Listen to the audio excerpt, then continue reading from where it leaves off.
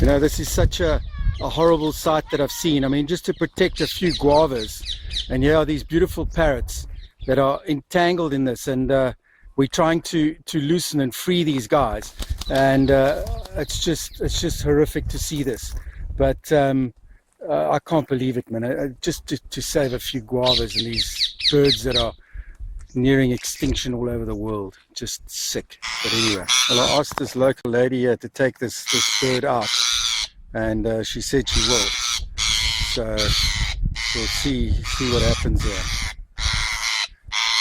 I'll hold this side. Kate.